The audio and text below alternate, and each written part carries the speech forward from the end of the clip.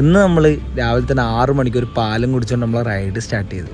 അപ്പോൾ പോയിക്കൊണ്ടിരിക്കുമ്പോൾ താഴെ നിന്ന് ഇവരൊരു ആചാരപരമായിട്ടുള്ളൊരു ഡാൻസ് നടക്കുന്ന അവിടെ നല്ല രസമുണ്ട് കാണാൻ. ഞാൻ കുറച്ച് നേരം അത് കണ്ടിരുന്നു. അങ്ങനെ കുറച്ചുകൂടെ മുമ്പോട്ട് പോയാലും ഭയങ്കര ചൂട്. അപ്പോൾ ഒരു ആൽമരം കണ്ടിട്ട് നമ്മൾ അതിൻ്റെ താഴെ ഇരുന്നു കുറച്ച് നേരം. അങ്ങനെ അവിടുന്ന് വേഗം അടുത്തുള്ള കടയിലേക്ക് പോയി വെള്ളം കുടിക്കാൻ വേണ്ടി. അപ്പോൾ അവിടെ നല്ല മോരുണ്ടായിരുന്നു. അതും കുടിച്ച് നമ്മളെ റൈഡ് വീണ്ടും തുടങ്ങി.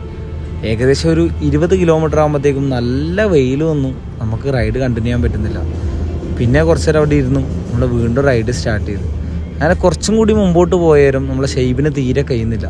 നമ്മൾ നടക്കുന്നില്ല എന്ന് പറഞ്ഞേരം ഒരു ബൈക്കാരനെ കൊണ്ടുപോകുന്ന ചവിട്ടിത്തള്ളിയിട്ട് ഉദയപൂരിലെത്തിച്ച്. അപ്പോൾ എനിക്ക് ഏകദേശം 27 കിലോമീറ്റർ പോകാനുണ്ട്. എൻ്റെ കയ്യിലാണെങ്കിൽ പൈസയോ ഫോണോ ഒന്നുമില്ല, എല്ലാം ഷെയ്ബിൻ്റെ കയ്യിലായിരുന്നു.